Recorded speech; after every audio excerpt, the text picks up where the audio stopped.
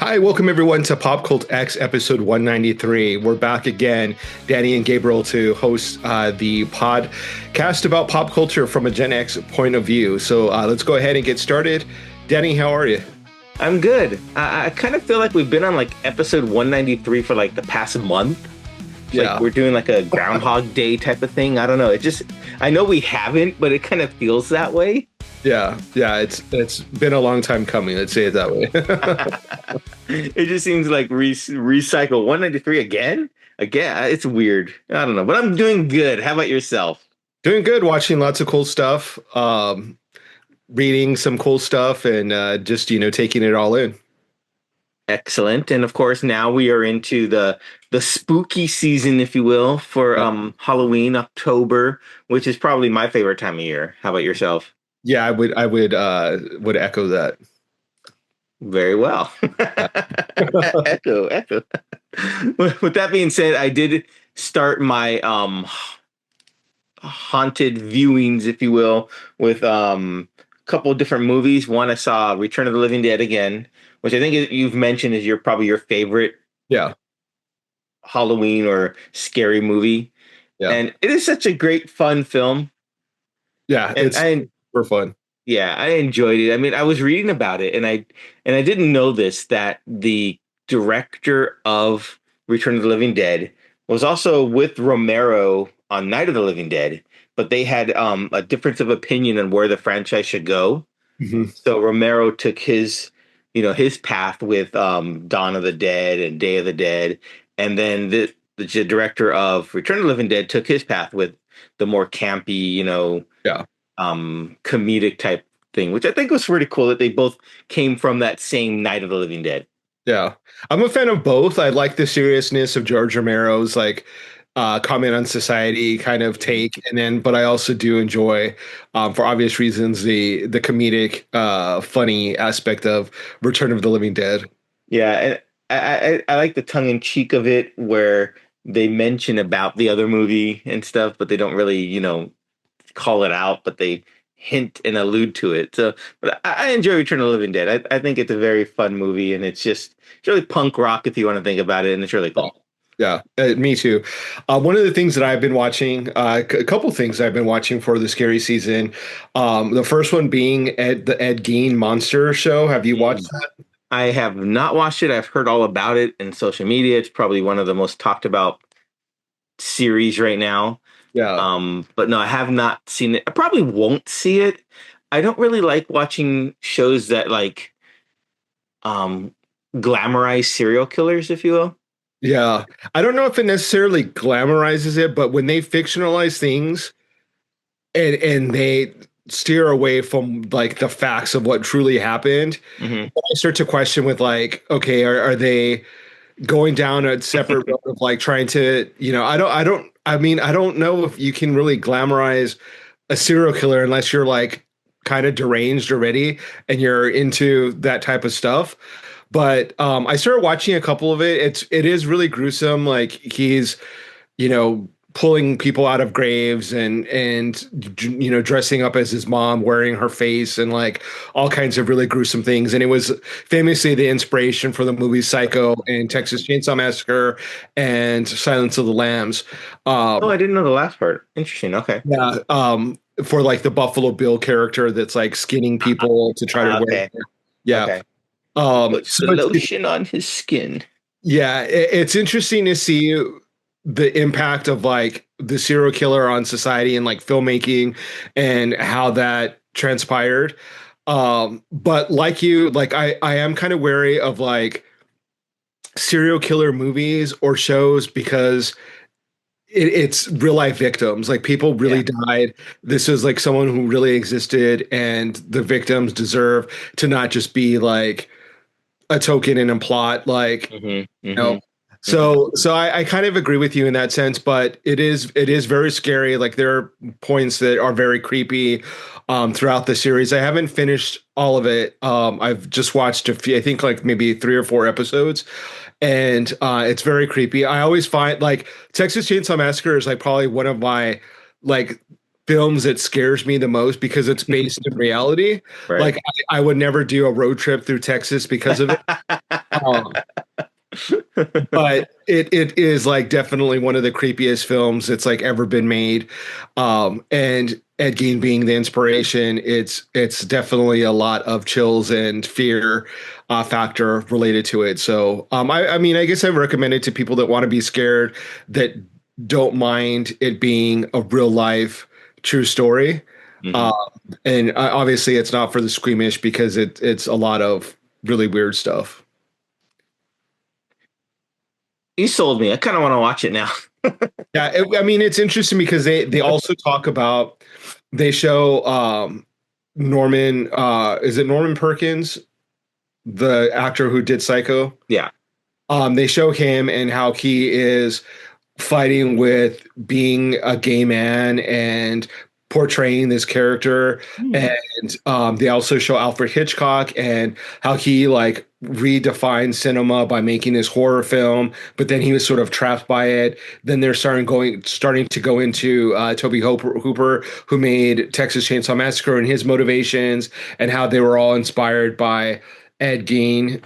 And so it's there's a lot of like other stuff that they added to it to make it rather interesting. So Oh, that's cool. Okay. yeah. That's cool. Yeah, I thought it was just I don't know why I thought it was just like a dramatic retelling or a recreation as opposed to a real documentary style. Yeah, I wouldn't I mean it's definitely there's lots of parts that are fictionalized. So like they have him have like a girlfriend that's sort of like an accomplice, and that Mm. didn't really happen in that way. Um there's a lot of different stuff that they've added that is Okay. not true to like what really happened. One of them is like the fact that like he was suspect of killing certain people, and in the show like he kills them. So they're kind of taking They're just their saying he did it. Yeah. yeah, their poetic license of like, we're gonna go ahead and go with saying that he did it. But it's very creepy. I mean, it's definitely a part of our history, American history, of that's like really creepy and gruesome. That is really horrific. So, uh, yeah, I would check it out if you're. I guess you're into that.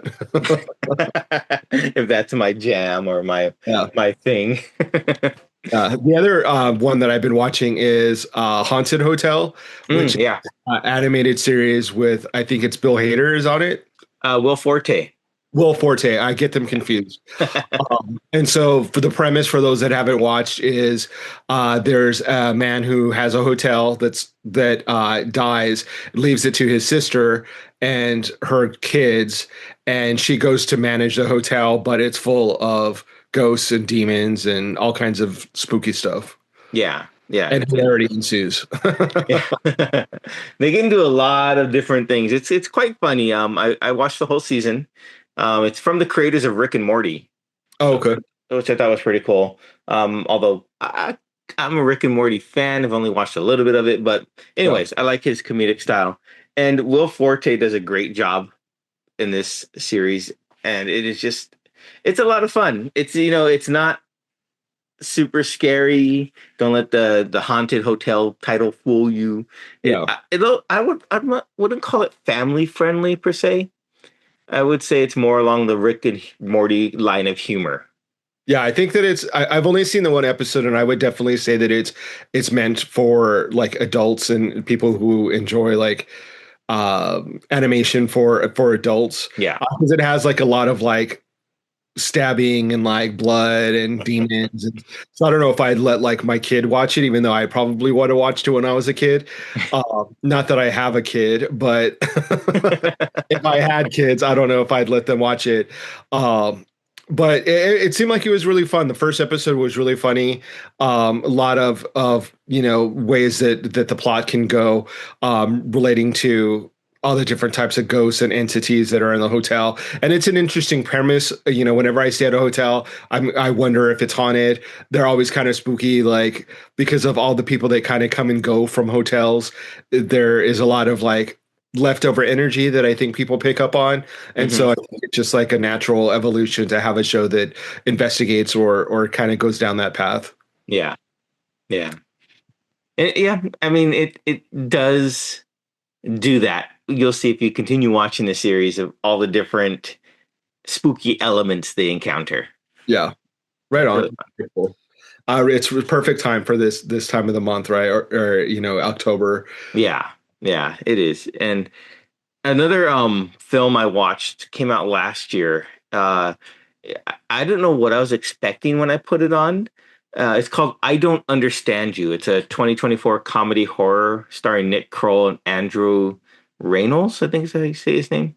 Okay. Oh yeah, I think I know which one you're talking about. Yeah, it's a they're a couple and they're trying to adopt a child and they go on vacation to Europe to celebrate their anniversary and to kind of escape the stress of the anticipation whether or not it's gonna happen.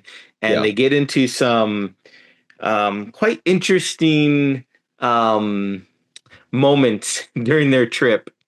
And it was I don't know if I was expecting it to go down that way, but it was quite interesting. I liked it. It was different, and yeah, I'm a big fan of Nick Kroll, so it was definitely right up in there with his line of humor. So yeah, if you like the kind of like stabbing type movie, this is for you. Yeah, I've seen the previews and I want to say that it's like they get into one situation after the other of Yeah, like not being able to escape there. And I was like, I didn't want to watch it because I'm like, oh, that could be kind of frustrating where it's like nothing is happening right for them and they just keep on making things worse. So that to me can be rather frustrating, but I am a fan of Nick Kroll and Andrew Reynolds as well. So maybe I'll have to check it out. yeah, check it out. It does get frustrating because it does snowball, Yeah. but it does. I don't want to say have a happy ending, but you'll be happy with the ending. Yeah. All Yeah, right. it's Well, worth it. speaking of endings, I saw the end of Peacemaker, the season Mm-hmm. finale. And I don't know what my thoughts are. I've kind of like mixed feelings about the end of the season. There's was some loose ends being tied up as far as him, Peacemaker, being held in jail, or I guess you would call it jail, right? Yeah. And the 11th Street kids trying to come out and get him to kind of get out of his funk and um, fight for his freedom. And they come up with a plan to get him out of jail. They utilize vigilantes' drug money, which I thought was hilarious to Yeah. hire a lawyer and to get him out of jail. And then there's sort of like a happy ending ish with like the romantic leads like sort of kind of coming together and admitting that they like each other. And there's with Hardcourt. Hmm. So there and then but then there's this whole plot with what is it? Not Rick Flag, but his Rick Flag Senior, right? Yeah. Rick Flag Senior. Um, with him creating this alternate universe or getting access to this alternate universe where he wants to put all these metahumans in. Not necessarily other metahumans, but specifically Peacemaker because he wants to punish him for killing his son. Well, yes, I think they described it as Peacemaker being the test subject Yeah. for that. I think they call it salvation, Mhm. which I guess is a whole thing in the comic books. I'm not. You should know this probably more than me for DC. I guess salvation was a whole big run and had a lot to do with like the Joker versus some other crew, I guess, of I'm villains. not aware of that. I have not read that series. Neither have I. I had to look it up. Excuse me. But it was interesting. I did like that they James Gunn gave us more of a backstory between Chris Smith and Harcourt Yeah. and let us know why Chris Smith was hanging on. Did the boat mean anything to you? Why he Mhm. kept repeating that? Why he was so hung up on that? So we finally figured out why because of the date that they had, that whole romantic connection, and I thought that was really cool. That paid off well. There was a lot of mixed reviews online about it because, like you said, they were just really setting up for the future events of the DCU and not Right. really giving justice to Peacemaker's story. But I think I disagree with that. I think it did well with that. I think they told his story just fine. They yes, they set up other events coming up with Checkmate, which I guess is another whole DC team up type thing, which I'd never heard of until this series. Yeah. Um, but I think they did a good job of, a continuing Peacemaker series and B setting up DCU and also giving us some finality to this season. Yeah. And he went through a lot, with going to that alternate universe, I guess you want to call it, what, Hmm. Nazi America, and, getting that reconnection with his brother and his father, ultimately Yeah. leading to disaster, but that I thought that was interesting that they went through that whole deal, that ordeal. And yeah, I thought that it was a fun season. I don't really have any complaints, I guess, other than, uh, I mean, there is a part of me that is like, there could have been a little bit more, were they just setting it up for season three or Hmm. for the events and, other things that are going to happen in the DC universe. But did you see, not to get sidetracked, but did you see that there is some rumblings that Tim Gunn might be let go, or that he's no longer going to be, in a position of power at DC. No, I hadn't heard that. I thought they Yeah, were I mean, pretty happy it with him. might be fake news. I don't know. I saw something on Facebook, saying that DC is going to be sold, and that when that happens, Tim Gunn's going to be out. Uh, James Gunn? James Gunn, yeah, sorry, Tim Gunn, yeah. And but I don't know if it's real or not, because That, hmm. internet Well, is it DC Studios or DC Comic Book? studios. Okay, interesting. I know I hadn't heard about that. The only thing I heard rumors about was James Gunn and Alan Tudyk having like little beef about um allegedly Alan Tudyk being cast as Tim Drake Okay. and James Gunn wants him to admit it, but he won't. So it's just like a little comedic banter. Yeah. No, that's the only thing I've heard. That's interesting though. Yeah, maybe I just read some fake news. There's so much stuff that's like clickbait and Yeah, there rage is. bait, and it's like hard to know what is real or not. So I retract my statement.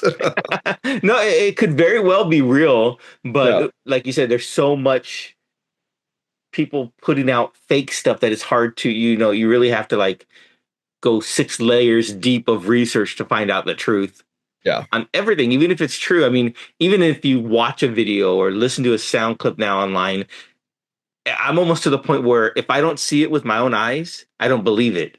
Mhm. Because like, especially with the way AI video is going and deep fakes and stuff, it's just so hard to believe anything you see anymore. Yeah. Well, one thing that started off as a rumor that got confirmed for me, was the announcement that No Doubt is going to have a residency in Las Vegas at Mm-hmm. the Sphere.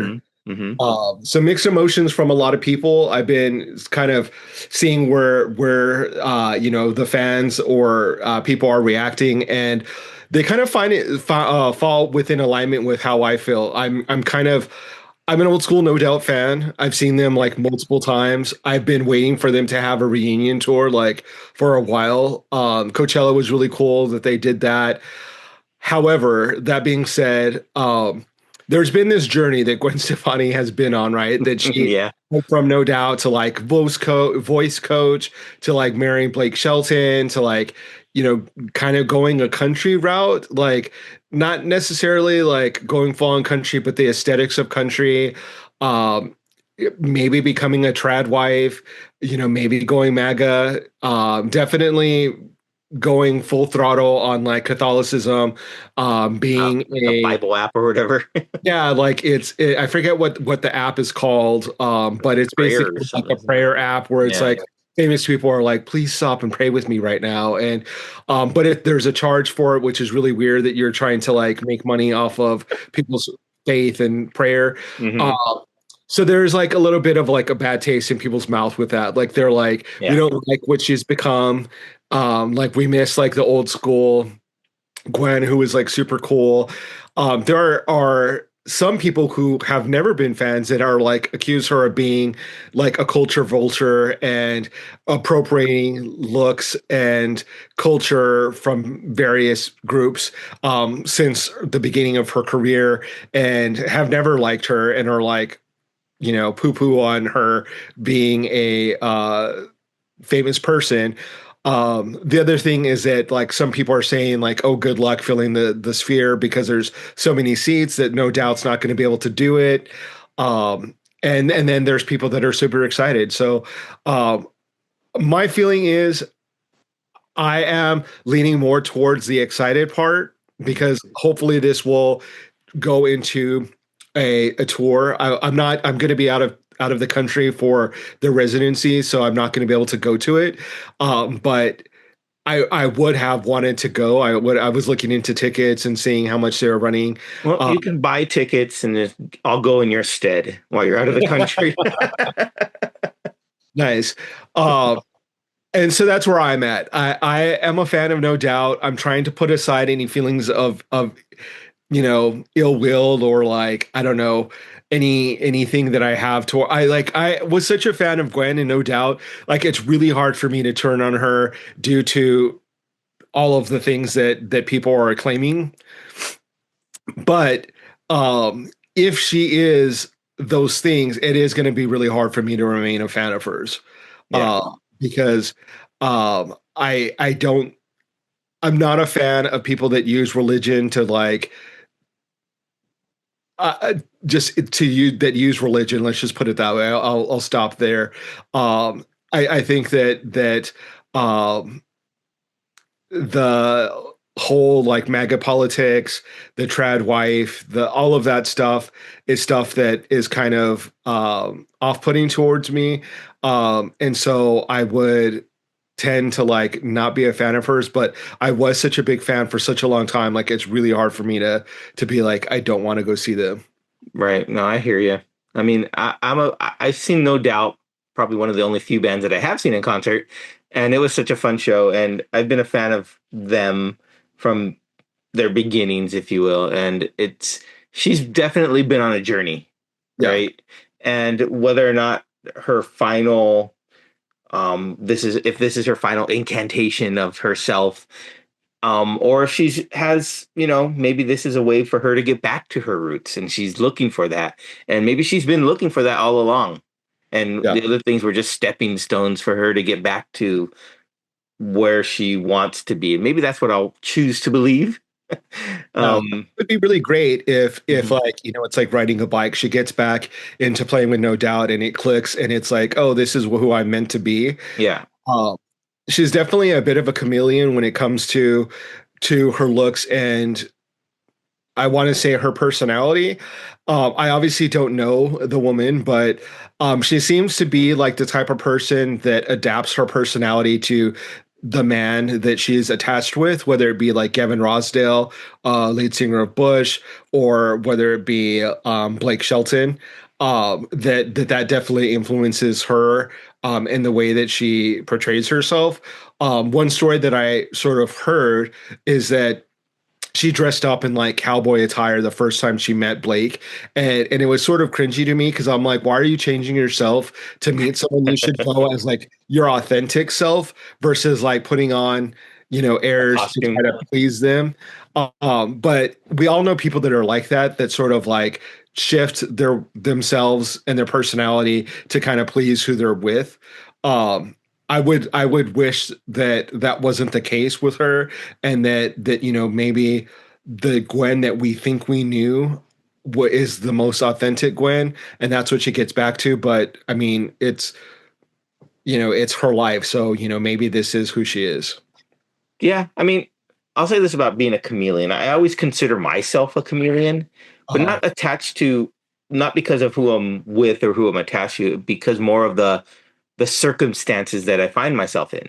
yeah. It's weird. I was thinking about this the other day, actually. Like when I was working at an electronics store or whatnot, and people around me were more into like the techno or trance scene and, fast cars and that stuff. I found my personality, shifting towards that. And and then I got into another thing and it's changed, and it's a weird feeling to see yourself becoming something that maybe A, you're not, Yeah. or something that you don't really think is your true self, and then you wear this mask, right? And you put it on to fit into that environment that you're in, even though it's maybe not who you really are. And it's just, I don't know, it's weird because then where was I going with this? It's like you use those masks as like maybe even a defensive mechanism just to, protect yourself from whatever is around you, and that way you can, I don't know, just fit in. It's this weird feeling I get, and I know it because I see myself do it all the time. Like I'll be in working with so and so and I feel myself, oh yeah, I'm gonna do that. Maybe I'm just very what's the right word? Not naive, but a very like I can be persuaded into something where I Yeah. don't know who I really am. I don't know.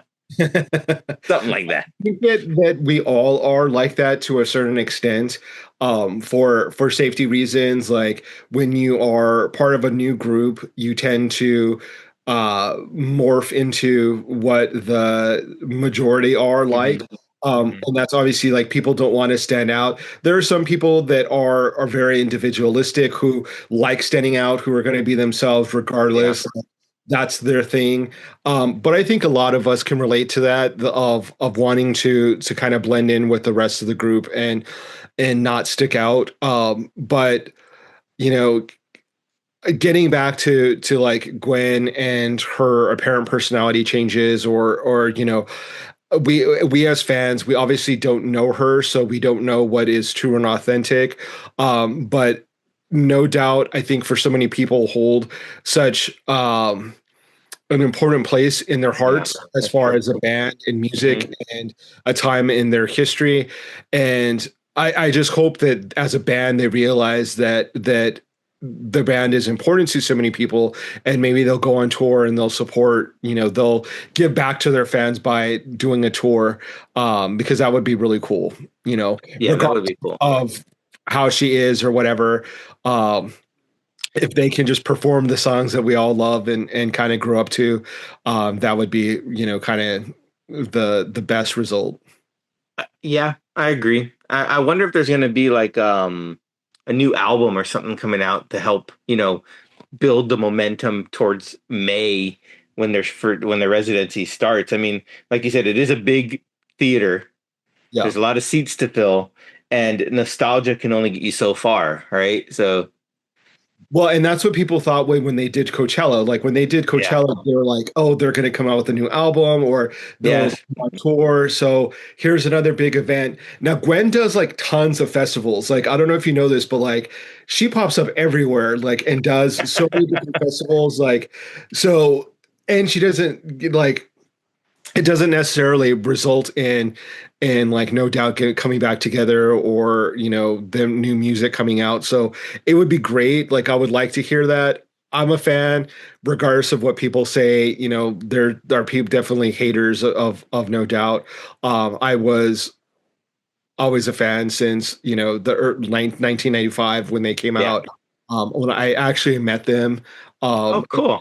95, when I was working at Blockbuster Music, I got passes to see them, and they were all really cool. I think the only person I didn't meet was Tom Dumont, who's the guitarist, but everyone else was all really cool. And so yeah, it reminds me of me being in college, being a freshman, and listening to their music. So I would definitely be one of the people going to see them if there's a reunion tour. So I guess Awesome. we keep our fingers crossed. Yeah, yeah. Their show was a lot of fun. I remember I saw them in San Diego. They played with Weezer, I think, Yeah. and it was just such a fun show. And I still remember when they did Just a Girl, and then they had the audience, chant back and forth, and it was just very memorable. Yeah. Yeah. Cool group. If not, No Doubt, is there another group that you would want to see in that particular venue? I mean, the Sphere is very unique, and Mm. is is there another group that you would think, oh, they would be perfect to have a residency at the Sphere? You know, just because it is in Las Vegas, I think having a dual bill of two Las Vegas bands, the Killers and Imagine Dragons, would be Okay. super fun. Yeah. Sell out like every night, especially because it's here in Vegas and they're both from here. And I like both bands, especially the Killers. I think I like them more. But yeah, that would be really fun. That'd be cool. I don't know if I've mentioned on Imagine Dragons how popular they are with like little kids. Like when I went No, to go see them, the interesting. audience was like 50% 8-year-olds. It was wild. It was so weird. I can believe that because I think years ago when their music was when they had new music out, my nieces and nephews were really into them. So yeah, I can believe that. Was odd. Like I totally did not expect to go and see a bunch of little kids like rocking out to Imagine Dragons, but it was definitely a fun concert. They were really good.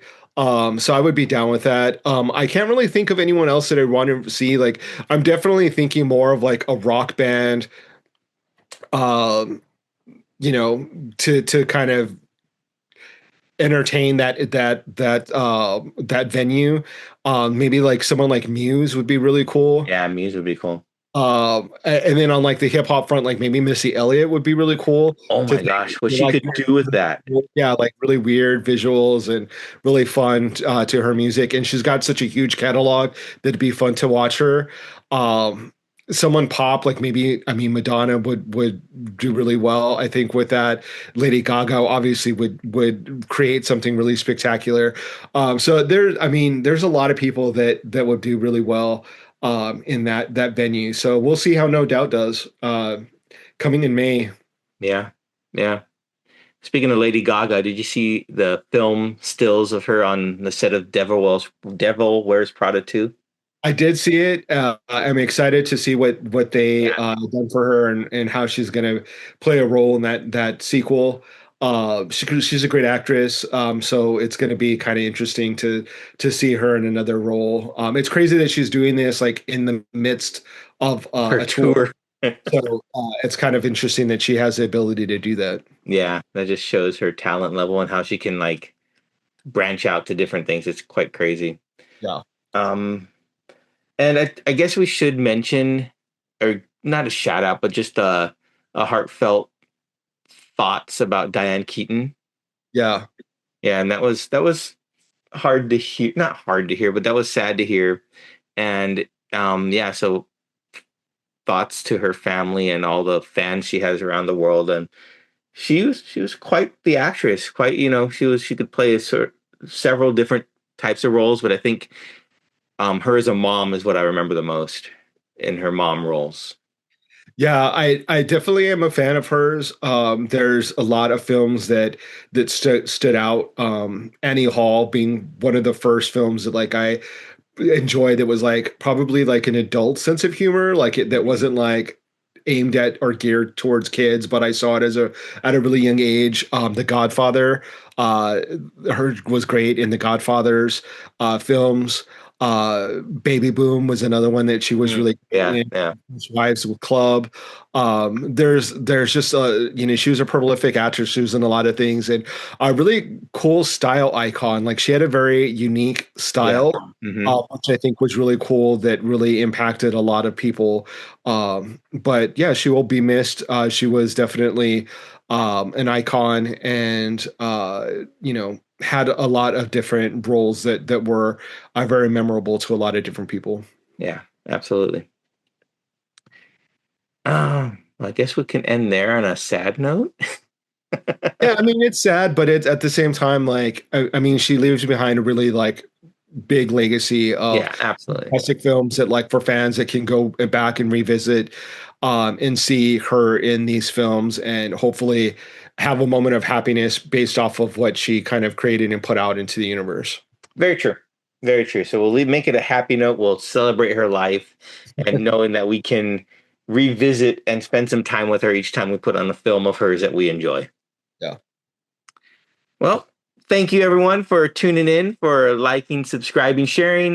Be sure to come back next week when we'll talk more spooky stuff. And I know there's a few books that we didn't get to today, Gabe, but we'll save that for next week.